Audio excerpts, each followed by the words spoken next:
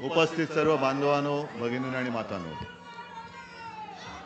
थांबा 10-15 मिनिटं राहिलेत.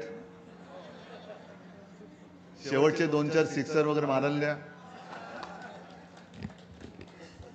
खरं पाहिलं तर प्रचार करण्याची काही गरज नाहीये.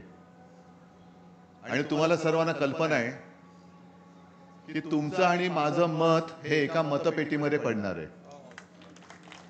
आणि मला खात्री आहे, मी तर ठरवले मत कोणाला द्यायचं. तुमचं काय? मशाल. मगाशी वरून तू संपूर्ण मतदारसंघाचा आढावा घेतलास. कलानगर राहिलं,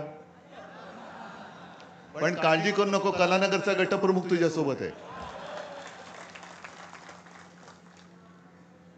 हा मतदारसंघ हा मी म्हणेन माझा मतदारसंघ आहे. कारण मी वयाच्या 5व्या-6व्या वर्षापासून याच मतदारसंघात राहतोय, कलानगरमध्ये.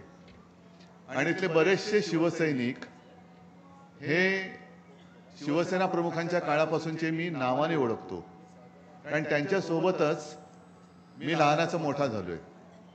आता मनमोहन पाठी बसलेत. मनमोहनला म्हटलं, अरे मनमोहन, तुमची दाढी पिकली. मी वाढवली नाही तर माझी पण पिकलेली दिसली असती, म्हणून मी वाढवली नाही. असो, इकडे काय दाढीवरती, म्हणजे आपल्या दाढीवरती नाही, गद्दारांच्या दाढीवरती बोलण्याची गरज आहे, किंवा दाढीवाल्या गद्दारांवरती बोलण्याची गरज आहे. मी वरुणचं भाषण नीट ऐकत होतो, कारण पहिल्यांदाच त्याचं भाषण ऐकलं. आणि खरंच मला कौतुक वाटलं की पूर्ण अभ्यास करून कसं बोलावं हे वरुणने आज दाखवलं.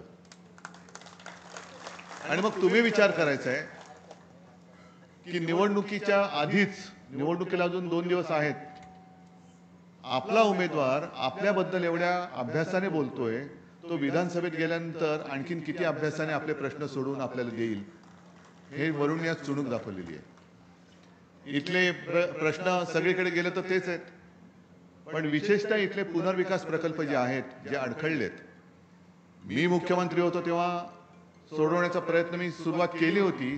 दुर्दैवाने नेमका कोरोना आला, त्याच्यानंतर गद्दारी झाली. ते रडगाणं आता गात बसण्यापेक्षा मी तुम्हाला सगळ्यांना वचन देतोय की इथे जे जे प्रकल्प अडलेत आणि त्या प्रकल्पांना जे नडलेत, त्या सगळ्यांना बाजूला फेकून गरज पडली तर सरकारतर्फे हे प्रकल्प मी पूर्ण करून तुम्हाला देईन. कारण तुम्ही इथले मूळचे रहिवासी आहात. आपण नुसतंच एका बाजूने बोलायचं, अदानी अदानी अदानी अदानी, तर डोक्यावरती बसलाच आहे. मग माझी जी माणसं इथली मूळ आहेत, मुंबईकर, ती जाणार कुठे? काल परवाकडे कल्याण डोंबिवलीला गेलो होतो, सगळे मोठमोठे टावर्स उभे राहिलेले. म्हणजे मुंबईतला जो मराठी माणूस मुंबई सोडून उपनगरात गेला, आता उपनगर सोडून कुठे जाणार? गुजरातला. कारण सगळंच काही इथून उचलून गुजरातला नेणं चाललेलं आहे. आणि आपलं जे नातं आहे शिवसेना आणि मुंबई, हे कोणी तोडू शकत नाही. शिवसेनेने आजपर्यंत जे जे काही मुंबईत केलेलं आहे, अगदी त्यांना होर्डिंग किती लागू देत, पण मुंबईचा सागरी महामार्ग, कोस्टल रोड, अनिल तुम्ही जी आठवण करून दिली, इथे अनेक महापालिकांच्या सभा झाल्या आहेत. त्यातल्याच एका महापालिकेच्या सभेमध्ये पहिल्या प्रथम नव्हे, आजपर्यंत कोस्टल रोडचं आश्वासन म्हणण्यापेक्षा वचन हे फक्त शिवसेनेने दिलं होतं आणि ते पूर्ण करून दाखवलेलं आहे. पूर्ण करून दाखवलं. हे आता येतात फिती कापाला, त्यांचं राहू द्या. पण संपूर्ण महाराष्ट्र मी पिंजून काढल्यानंतर एक उद्रेक आहे, संताप आहे. कारण सरकार तर आपलं पाडलंच. अनेक ठिकाणी चॅनलवाले फिरतायत, त्यांना तुम्ही विचारा, तुम्ही युट्यूबवरती बघा, सगळीकडे सांगतायत की नाही, उद्धव ठाकरेंचं सरकार, त्याला पूर्ण वेळ द्यायला पाहिजे होता, चांगलं काम चाललं होतं, सगळ्यांना सोबत घेऊन चाललं होतं. आता यांचा जो काय प्रचार चाललेला आहे, बटेंगे तो कटेंगे, अरे मी मुख्यमंत्री होतो तेव्हा कोण कटलं होतं? कोणी एकाची सुद्धा हिंमत नव्हती कोणाच्यावरती काय कापायची. आणि कालच्या सभेत मी जो काही इशारा दिलेला आहे तो फार महत्वाचा आहे. आज संपूर्णपणे आपली मुंबई आपल्या ताब्यातून हिसकावून घेण्याचा प्रयत्न चाललाय. ही लढाई ही केवळ आपल्या या खेरवाडी, वांद्रे पूर्व एवढ्या विभागाची नाहीये. ही आपल्या मुंबईच्या आणि महाराष्ट्राच्या अस्तित्वाची आणि तुमच्या सगळ्यांच्या भविष्याची लढाई आहे. इकडे आता कोण कोण उभे राहिले तू सांगितलं, ठीक आहे, राहू देत. हे सगळे महाराष्ट्र द्रोही आहेत, मी उघड सांगतो. कारण यांना उद्योग काय. मी ठाण्यामध्ये गेलो होतो, तिथे सुद्धा असंच. म्हणजे जिथे जिथे उद्धव ठाकरे आहे, मशाल आहे, शिवसेना आहे, शिवसेना प्रमुखांची शिवसेना आहे, तिकडे A team, B team, C team, Y team, W team, Z team, सगळ्या टीम त्यांनी कामाला लावल्यात. आणि एक पक्ष आहे कोणता तरी, सुरुवात केली तेव्हा त्याचा झेंडा वेगळा होता, आता झेंडा बदललेला आहे. निशाणी सुद्धा कधी इंजिन इकडे, कधी इंजिन तिकडे. पहिलं नाव होतं मनसे, आता नाव झाले गुंसे.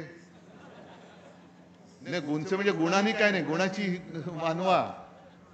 पण गुजरात नवनिर्माण सेना जो महाराष्ट्राचा घात करेल,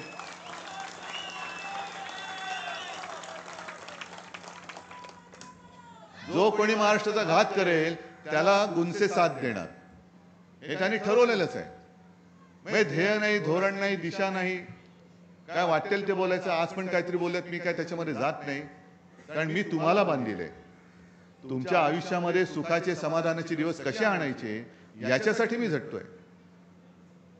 जी काही आपण वचनं दिलेली आहेत, ती वचनं ही विचारपूर्वक दिलेली आहेत. आज पण मला काही जणांचे फोन आले की उद्धवजी, की तुम्ही ही वचनं आणखीन जोरात सांगा. म्हटलं अरे संपूर्ण महाराष्ट्रभर सांगितले, महाराष्ट्रभर सांगितलेले की महिलांना 3,000 रुपये तर आपण देणारच आहोत. पण अनेक महाराष्ट्रामध्ये युवक आणि युवती अशा आहेत की शिकलेत, सवरलेत, पण रोजगाराचा पत्ता नाही. त्यांना सुद्धा आपण महाविकास आघाडीचं सरकार आल्यानंतर 4,000 रुपये त्यांना नोकरी रोजगार मिळेपर्यंत 4,000 रुपये महिन्याला देणार आहोत.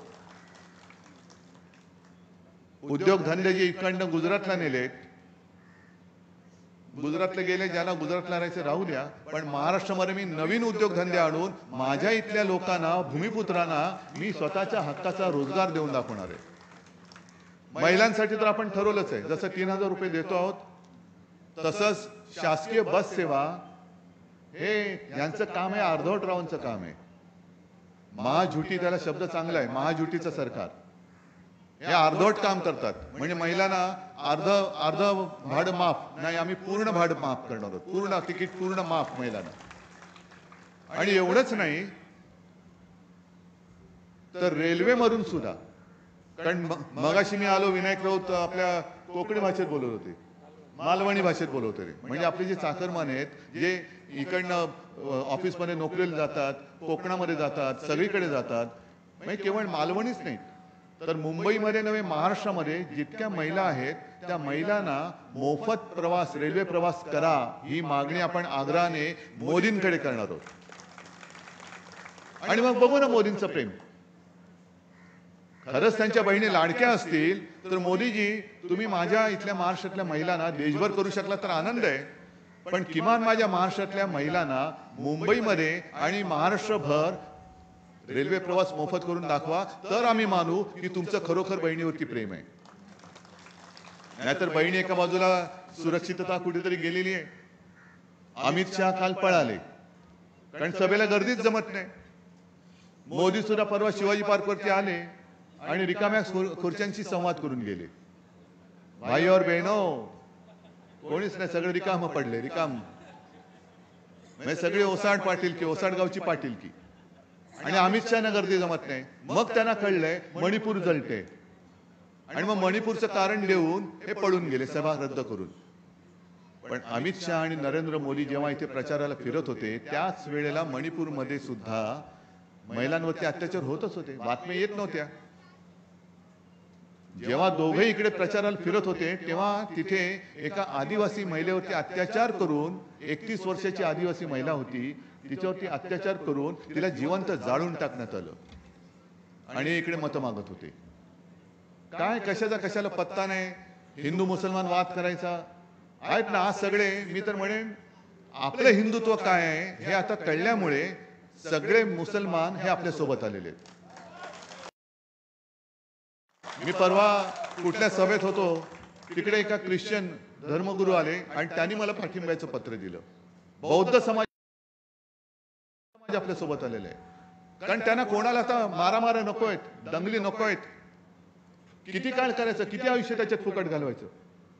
सगळे एकत्र होऊन जर का आपली ताकद दाखवली आणि केवळ आपण एकत्र आलो तर फक्त वांद्रे पूर्वच नाही तर आपला महाराष्ट्र हा देशातला नव्हे जगातला सगळ्यात उत्तम राज्य म्हणून प्रसिद्धी आल्याशिवाय राहणार नाही. आणि एकजूट केली तर आपण हे करू शकतो. कोरोना काळामध्ये सुद्धा तुम्ही सगळ्यांनी जे सहकार्य केलं, राज्यामध्ये जे जे आपण केलं होतं, मला नाही आठवत देशामध्ये कुठल्या राज्याने असं केलं होतं. आणि जेव्हा गंगेमध्ये प्रेत वाहत होती, उत्तर प्रदेशमध्ये सार्वजनिक चिता पेटल्या होत्या, गुजरातमध्ये सार्वजनिक चिता पेटल्या होत्या, तेव्हा महाराष्ट्रामध्ये अशी कोणतीही दुर्घटना किंवा अशी परिस्थिती उद्भवली नव्हती. याचं कारण केवळ आणि केवळ तुम्ही केलेलं सहकार्य, बाकी काही नाही. पण प्रशासन कुठे होतं? आज इतर राज्यातनं आपल्याकडे सगळे येत आहेत. अगदी काल मी माझ्या सभेत बोललो, ही दक्षता जरा घ्या, अनिल ही दक्षता, विनायक ही दक्षता, वरुण ही दक्षता घ्या. कारण पंकजा मुंडे बोललेत काल की भाजपचं लय भारीच असतं म्हणे, काय वेगळंच असतं. गुजरात मधून 90,000 लोक हे महाराष्ट्रामध्ये आपल्यावरती देखरेख करायला बोलवलेत त्यांनी. 90,000 कुठे राहत आहेत, काय करतायत, कोणालाच माहित नाही. पण इतर राज्यातनं जेव्हा तुम्ही लोक आणून आमच्या डोक्यावरती बोकांडी बसवतात, याचा अर्थ तुमचा हेतू साफ नाहीये. तुम्हाला महाराष्ट्राचं कल्याण करण्यासाठी तुम्ही आलेले नाहीत, तर महाराष्ट्र बळकवण्यासाठी, होय माझी मुंबई ही माझ्या महाराष्ट्रापासून तोडण्यासाठी तुम्ही आला आहात. हा माझा स्पष्ट आरोप आहे त्यांच्यावरती. द्या उत्तर त्यांनी. काय इथे काय भाजपवाले नाहीयेत, इथे काय संघवाले नाहीयेत, पण त्यांच्यावरती विश्वास नाही म्हणून गुजरातमधनं तुम्ही माणसं आणताय आणि आमच्यामध्ये मारामाऱ्या लावताय. ही परिस्थिती आजपर्यंत कधीही महाराष्ट्रात आलेली नव्हती. आपली लोक म्हणजे कसं की ठीक आहे, तुम्ही तुमचा प्रचार करा, आम्ही आमचा प्रचार करतो, जे काय असेल ते जनता ठरवेल, ते आम्हाला मान्य आहे. याला म्हणतात लोकशाही. पण आता लोकशाहीचाच जर काही खून पाडायला करायला निघाले असतील तर यांच्याकडनं दुसरी अपेक्षा करायची कशी? आणि त्यासाठी ही जबाबदारी तुम्ही घ्यायची आता. कारण आता 5 वाजल्यापासून आमची तोंड बंद होणार. पण जे आम्ही तळमळीने सांगितले, मला अनेक जण विचारतात कधी कधी की उद्धवची तब्येत कशी आहे. म्हटलं माझी तब्येत सोडा, मला महाराष्ट्राच्या तब्येतीची काळजी आहे. माझा महाराष्ट्र सुदृढ राहायला पाहिजे. माझं जे व्हायचं असेल ते तुमच्यासाठी होईल, मला त्याची पर्वा नाही, मला त्याची चिंता नाही. पण जोपर्यंत शेवटचा श्वास आहे तोपर्यंत मी तुमच्यासाठी आहे, मी तुमच्यासाठी लढेन. आणि तळमळीने मी तुम्हाला सांगतोय की या वेळेला चुकू नका. गेल्या वेळेला मतांमध्ये जी विभागणी झाली, या वेळेला जर का मत फुटलं तर नशीब फुटेल आणि पुन्हा हे सगळे उपरे आपल्या डोक्यावरती बसतील. मी मला सांगायचं ते केलेलं आहे. आता जबाबदारी तुमची आहे.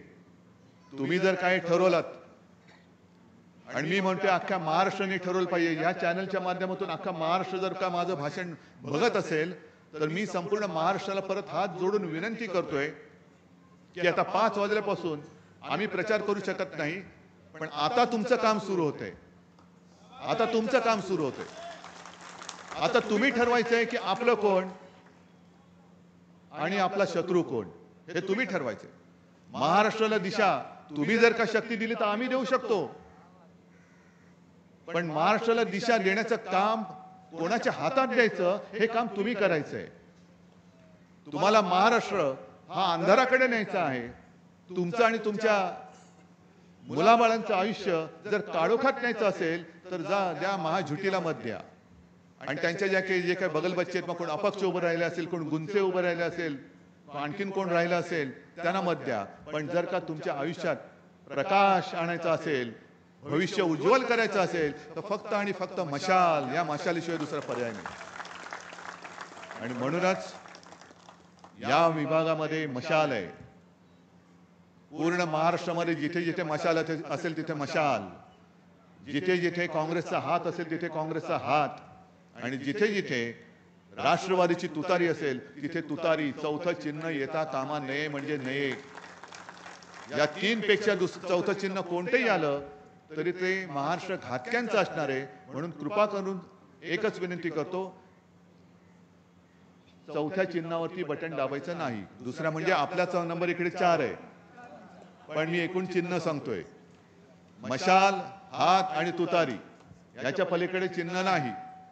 आणि हे चिन्ह मशाल, तुम्ही बघितलं असेल की शिवसेना प्रमुखांचा एक व्हिडिओ जुना सापडला.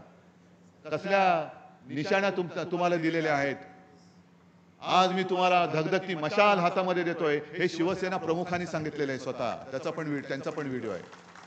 आणि मला वाटतं तुम्ही सगळ्यांनी ठरवलेलं आहातच.